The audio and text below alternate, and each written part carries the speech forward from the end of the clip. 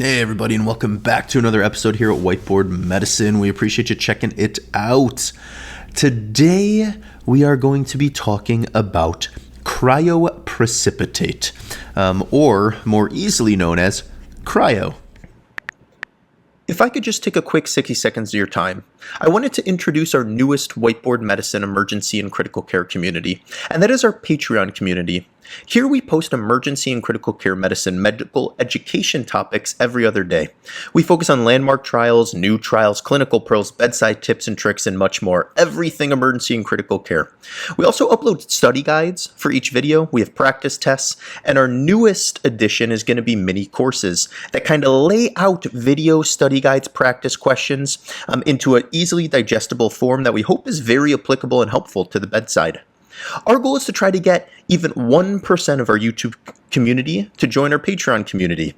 It would be incredibly helpful in allowing us to spend more time creating content and elevating our current content. We appreciate you all, and we hope to see many of you there. We'll talk about cryo, what it is, its indications, comparing it to FFP and PCC and some other stuff. We'll talk about the adverse effects, things to watch out for, clinical scenarios, bedside tips and tricks, and all that jazz. So full dive in on all things cryoprecipitate transfusion for those of you interested. We appreciate you all checking out this video and learning with us. Let's dive in. What is cryoprecipitate? Well, cryoprecipitate, also known as cryo, is a plasma-derived blood product. So you take human plasma and then you filter off a portion of it that then becomes cryo. And it's used in emergency and critical care medicine as well as other places to support clot strength, primarily by replacing fibrinogen. So it's most often used when bleeding persists despite initial resuscitation, or when fibrinogen is suspected or known to be low, whether this is on, you sending a fibrinogen level or doing something like a thromboelastogram to see if fibrin function is down. So think of think of cryo as a product for weak or unstable clots. It's not a platelet plug. It's not coagulation factors, at least not totally coagulation factors. This is mostly fibrinogen, all right? Because when you're bleeding, for those of you listening to the podcast version, we are just drawing a little blood vessel, nothing super interesting. When you're bleeding, you get a cut, right?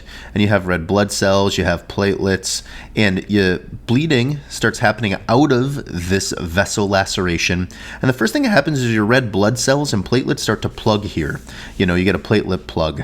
But after that, that's where fibrinogen really comes in because it strengthens that clot. It does all this cross-linking that then strengthens that clot and helps that clot actually plug off the entirety of that vascular insult.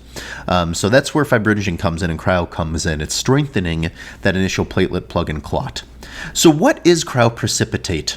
What is in the IV infusion known as cryo? Well, cryo contains a concentrated amount of several key components. The main one here is fibrinogen. This is the primary therapeutic target of cryo, right? This is what strengthens that clot. But cryo does have a couple other things in it, and these are often not thought of because cryo is mostly used for its fibrinogen content, but we should know that there are some other things in it. There's factor 8, there's von Willebrand factor, and there's factor 13, actually. So cryo meaningfully replaces fibrinogen, this is the main one, and also will replace some factor 8 and von Willebrand factor. Cryo does not, I repeat, does not meaningfully replace platelets or any vitamin K dependent clotting factors. We talked about PCC prothrombin complex concentrate, as well as FFP, fresh frozen plasma. And we talked about the vitamin K dependent clotting factors. This is 2, 7, 9, and 10. Cryoprecipitate does not replace any of those vitamin K dependent clotting factors the same way PCC does, and even FFP. When we're dosing cryoprecipitate, each unit of cryo actually comes from one unit of fresh frozen plasma. Remember, we said it's plasma-derived. So when plasma is thawed, the cold insoluble proteins are separated off, and that's what comes That's what becomes cryo. And when we're transfusing cryo, we often transfuse a pool, okay? It's not like a single dose of cryo, it's a pool of cryo. And that's typically 5 units of cryoprecipitate combines into one pool. So 5 units equals one pool. And the pool is usually what we're transfusing into the platelet. And this is the most common dose in adults in the US. Pediatrics is probably different. We don't actually care for pediatric patients, so that one you might have to look up separately, apologies. But in adults, usually you'll transfuse a pool. The exact number will vary slightly by institution, right? None of this is intended to be acted upon as medical advice. We got disclaimers at the end of the episode as well in the description. Certainly follow your local institutional protocols now that we got all that out of the way. So it's important to note that one pool does not equal 1 unit, right? 5 units are combined together to form a pool of cryo. And this is usually from multiple donor units combined. So, it's often 5 units, which is many times 5 donors, which is then combined together into one pool. And that one pool is transfused into this smiling patient. So the volume of one pool is very low, and that's one of the nice things about cryo, is it's low volume overall, just roughly 500 to 100 mils or cc's. This depends a little bit on the number of units that are pooled in the preparation method, but that's a very low volume, 500 to 100 cc's, which makes it very concentrated and direct and targeted in terms of what you are giving the patient. This is dramatically less than the plasma volume needed to give a similar amount of fibrinogen, right? So if you were to give FFP, fresh frozen plasma, because that has fibrinogen as well, the volume would be much larger to get the same amount of fibrinogen as if you gave cryo instead. All right, why fibrinogen matters in critical illness. This is just going to be a brief hiatus so you can pontificate a little bit about fibrinogen. Well, fibrinogen is converted by thrombin into fibrin. And this is the backbone of clot stability. Fibrin is all those fibrin cross links stabilizing that clot. And in hemorrhage, it's commonly the first thing depleted, right? Because you're trying to utilize all that fibrinogen into fibrin to strengthen those clots. And you deplete it most quickly in major hemorrhage. So sometimes your INR and your coags might be normal. Platelet count might be adequate. But your fibrinogen is actually quite low because it's one of the first things you will deplete when you're trying to form lots of clot. So in bleeding patients, clot strength can be poor, despite normal, quote-unquote routine labs like coags and platelet count. Now, you can send fibrinogen, and that may tell you the fibrinogen is low. You can also do a thromboelastogram to look at fibrin function, but this is not necessarily part of those kind of quote-unquote classic labs we send, because that usually is coags and a complete blood counter, CBC, which has platelets. But those coags and platelets might be normal, and that clot might not get strong, and you might not get hemostasis because you are missing or have consumed too much fibrinogen. So when is cryoprecipitate often used in the emergency department and ICU? Well, obviously hemorrhage with suspected hypofibrinogenemia or low fibrin. Cryo is commonly considered when there's active or refractory bleeding that appears disproportionate to iron or platelet count, or certainly when fibrinogen levels are low or rapidly declining, and this would probably be the main one. So common contexts where you would consider this would be trauma or massive transfusion, disseminated intravascular coagulation or DIC, liver failure associated bleeding, or some post-procedure, post-operative bleeding as well. But these might be some common contexts to consider fibrinogen or cryoprecipitate transfusion. What about trauma and massive transfusion protocol? Well, as we mentioned, fibrinogen is consumed quite early during hemorrhage, right? Because you're consuming so much of it to try to strengthen that clot. And plasma alone may not restore fibrinogen adequately. And that plasma, you need a lot of volume to get to the doses of fibrinogen that are in cryo. So sometimes cryo is added to the transfusion approach for these massively bleeding patients, along with RBC's plasma and platelets. This is more commonly these days guided by viscoelastic testing. Viscoelastic testing are things like thromboelastogram, also known as TEG or ROTEM. And what is happening is there's literally a little thimble here, and you fill it with some blood, okay? And then there's this, I'm going to call it a needle, but a device in this thimble with a detector on it. And that detector is looking at the strength of the clot. So the tracing that comes out starts here, clot starts forming, you get to max amplitude, and then you get to lysis. Same thing here, clot starts forming, max amplitude, lysis. And it gives you a readout of things like the clot time, how long it took the clot to strengthen the max amplitude, or how high or max the strength of the clot was, and then kind of this alpha angle, the slope of this line here, which is kind of the rate in which the clot got to maximum amplitude. And all these things give insight into the different coagulation cascade, and part of that insight is the fibrinogen function. So viscoelastic testing, especially in bleeding, can help guide that. All right, and then obstetric hemorrhage is somewhat of a unique circumstance when it comes to cryo. Low fibrinogen correlates with hemorrhage severity in obstetric patients, pregnant patients, and cryo is frequently used when bleeding is severe or escalating.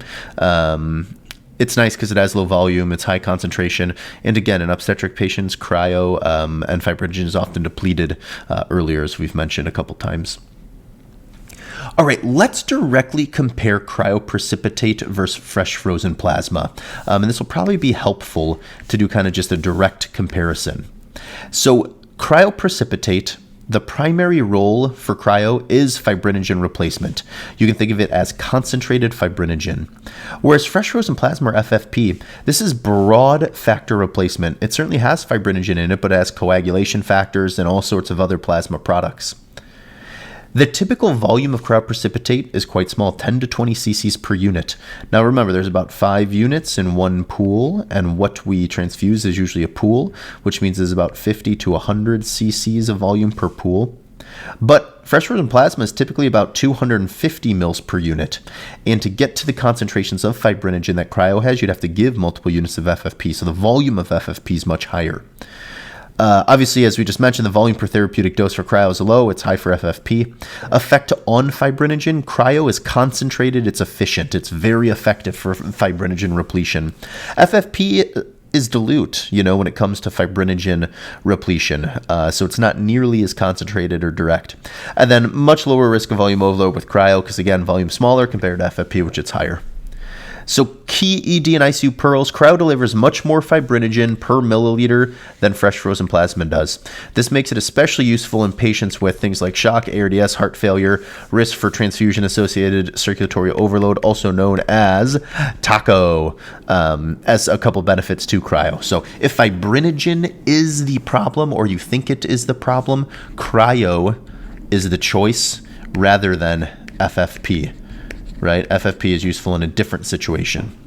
Onset and practical use. Cryo works quickly once it's transfused. Fibrinogen levels often rise shortly after administration, and ongoing bleeding or consumption may blunt the response, right? As we said, it's consumed quickly in massive bleeding, so they might need multiple doses. Reassess clinically with labs or that viscoelastic testing. Don't assume adequacy after a single dose, so transfuse and reevaluate, as with many things in critical care.